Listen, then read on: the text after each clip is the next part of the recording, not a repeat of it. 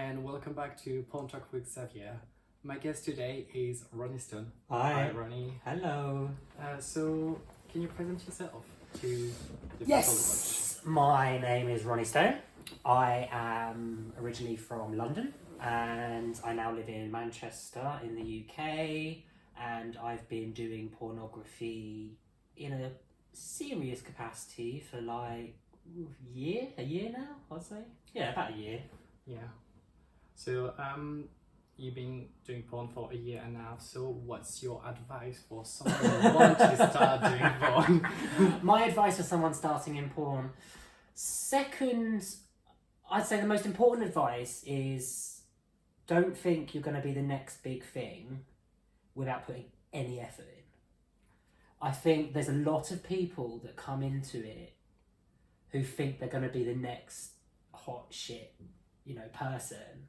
And realistically, they get on set, they tend to struggle because even though if you have your OnlyFans or you have your fan sites, that sort of stuff, it's very different. It's very, very different. And what you're doing is you're disconnecting something in your brain, which means that what is something that for a lot of people is very, intimate and you're sharing that with the world, and that's a lot.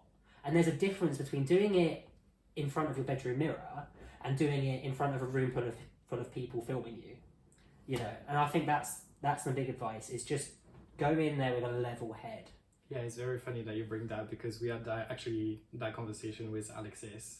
Oh yeah. And we were saying that there is some models sometimes think about porn as like a way to make a lot of money, and then they come on set and after 3 months, never gone. Again. Yeah, never. It's so true. Yeah. It's so true because people don't realise how mentally draining it is. People don't realise how physically draining it is, and also people don't necessarily appreciate that yes, you can reach some sort of celebrity status, but with like any sort of status, it has its downsides too. Exactly.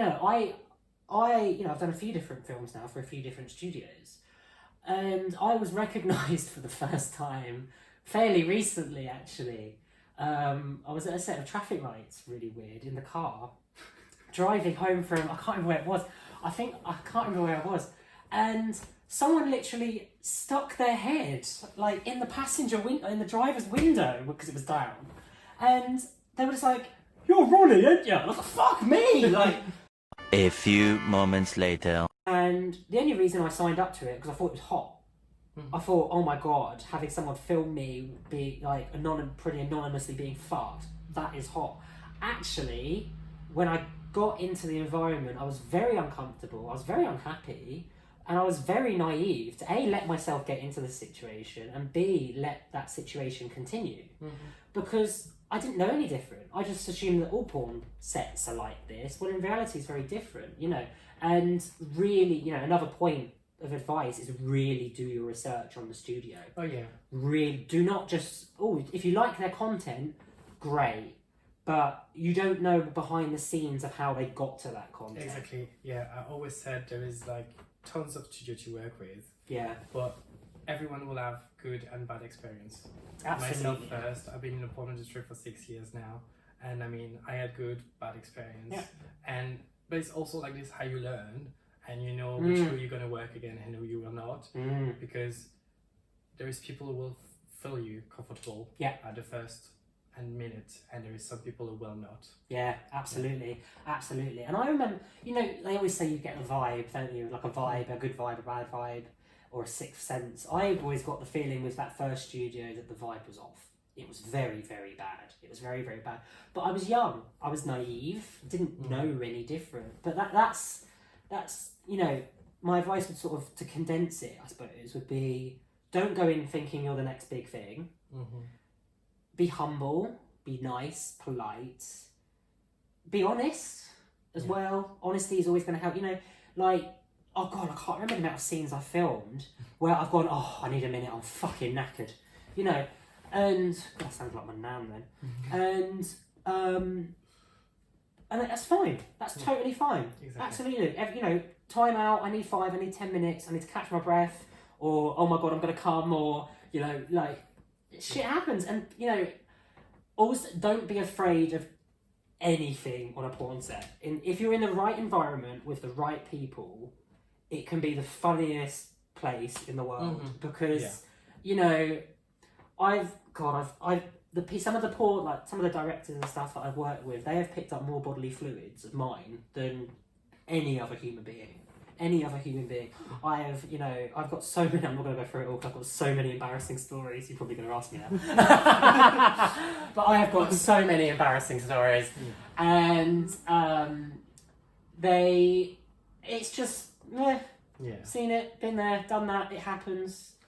Yeah. Exactly, shit happens. Literally, shit happens. Shit happens. It's the best way to see it. Absolutely. Shit definitely happens, especially on porn set. Okay, I am going to share one story because it's really funny. Let's go for it. Honestly, now that you said I've teased you all. I've teased you.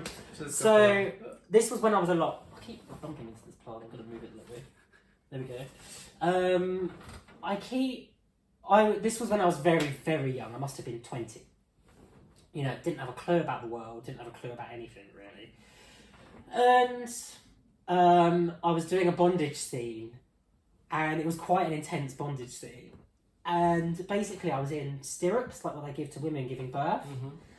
And I was tied to these stirrups of rope. And obviously, like, rope, you know how long rope stuff takes? It takes so long to do, it's so painful. And I hadn't douched very well. Because again, I was young. I'd never douched before going up to a porn set. I think I heard that story before. Yeah, you have. I basically was like, time out. I need help. I was like, I really need to go to the toilet. And they're like, number 1 or number 2? And I was like, number 2. And they go, it's going to take us 20 minutes to get you out of there. So, long story short, I ended up just remaining in the stirrups whilst the director held a bucket that I relieved my bowel into. Let's put it that way. And honestly, the director said that's still not the worst thing to happen on set. Yeah. So, like, trust me, don't be... That's my final piece of advice, is don't be modest. Oh no, to rephrase, don't be reserved. I think that's the word. But yeah, and don't hold back. I know I work a few times with models who like have accident like this, and then after that decide suddenly because they accident, then they lost kind of like their confidence. And their confidence. Don't be, because honestly, it happened to anyone. Oh yeah, God. Yeah. I left a skid mark on the bed sheets at Blake about a foot long once. It was like, when a dog scoots its arse along the floor. Honestly. I'm never getting hired again after this. And this is romantic. But honestly, like, if it can happen, it's happened on a porn set. Yeah. But yeah, that's what I would recommend for new stuff. Well, thank you for your advice. Well, also, Ronnie, we all know that you are in a relationship. Yes. With the wonderful Mickey Taylor. Yes. I knew this would be brought up. Yes. We've been...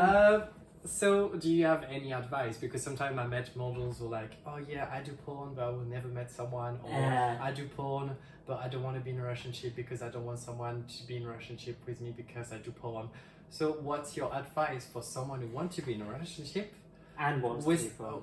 Who wants to do porn, but also can you be who wants to be in a relationship with another porn star, example, or even without another porn star. Someone who just want to be in a relationship. I mean, it's really different. It goes back to that human condition I was talking about earlier.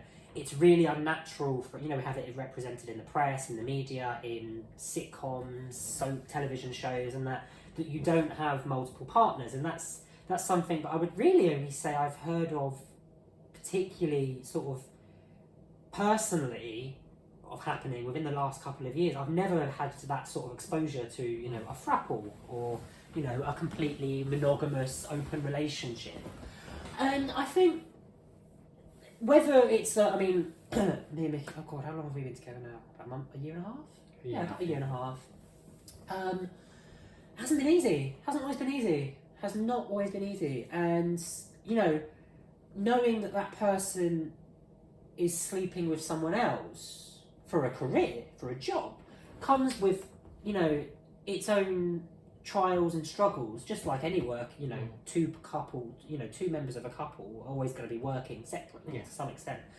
And you know, my attitude to it was quite relaxed. I knew that Mickey was a porn star before I knew Mickey as a person. I'd heard of his work, you know, ever since I was 18. I'd seen his name floating about.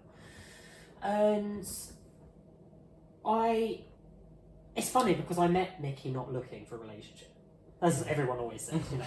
I was definitely 100% not looking for a relationship. And it materialised that we just clicked. We were just a great match. And we actually just went out, we met to talk, because I happened to be in Manchester, because at the time I was still living in London. And he DM'd me and was like, hey, I heard you're staying with a friend. I heard you're making fans content. I'd like to just hang out and see if you want to make some fans content sometime. I was like, yeah, this is cool. I haven't had lunch yet. Let's go out for lunch. Had a good laugh, had a good time, and it was really funny. And lunch turned into me staying for like 2 days because we just clicked. It was just an instant match. And I'm not sure I would have said I believe in love at first sight until I met him. But now, definitely, I knew straight away. The second I saw him and he walked up to me and he was being goofy already, and I could tell him, I was like, okay, this is different. And I remember very, very early on, he asked me out. Very, very, very early on. He invited a friend of mine that I knew to film with him whilst I was at home. I knew it was a test. And if I'm honest, I found it weird. That first time I found weird, because I've never ever experienced that before. Yeah. But I said to him, and I was like, look, when we first got together, it's like, I am never ever going to stop you from doing your job. And I think it's the good way to do, because if you stop someone, that's the moment that the person will do the opposite. Yeah, absolutely. You know, I've always said to him, like, you were a porn star first, and you were my boyfriend afterwards. You know, in a series of time, that's how it happened. Now, who am I to say that this career path that you've gone down for the last, I don't know how long it was, 7-8 years, a while. Who am I to say you can't do that? Mm-hmm. If someone told me that I couldn't do my day, you know, my performance stuff, I'd be like, get to fuck. Yeah. You know, I don't care who you are, you know. And it's very important because I've worked with Mickey at home. I've worked with him professionally in a studio setting. And we've also, you know, obviously we have our intimacy as well. But those times are very different. It's very, very different, you know. Even the difference between being intimate at home, alone, and being intimate in front of a camera for our fans pages, say, it's very different. The sex is different. You know, one's driven by a motivation for money or content, you know, however you want to view it, and the other one is driven by a love for each other. And it's very important that you can separate the two, you know, working in porn, having a partner in porn. And I don't know anyone, really, that's made a massive success out of their relationship, you know, in porn. Being in a relationship with someone in porn, in general, is very hard. Yeah. Because you have to understand that if you don't accept each other, how you are, or for who you are, you will always have conflict. Yeah. And there was... it sounds so obvious and, like, what do you call it? It sounds so obvious and patronising, but honestly, communication. A few moments later. I think so many people pin love and sex together. Yeah. Whereas actually they can be very separate things. It's very two separate things. This is what I always said.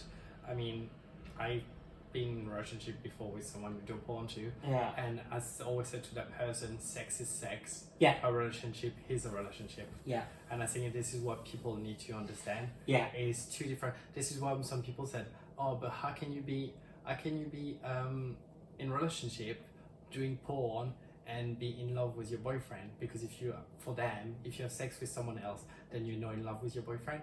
no, sex is sex, love is love. It's two different things. Absolutely, it is two different things. You know, it is two different things, and I mean that bites into the whole sex and gender conversation anyway. Which is a whole other thing. So let's not go into that. We will do another video. Coming up next week. And also, out of porn, you were a performer. Performer. Yes, I am a performer. Yes. So tell us what you're doing. Oh gosh. Describe yourself and your mystery.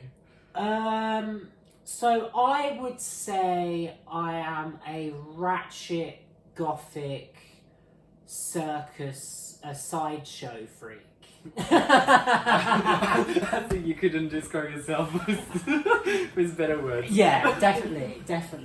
There's a touch of insanity. It's not insanity. I don't want to make light of psychosis. That's not a nice thing to do.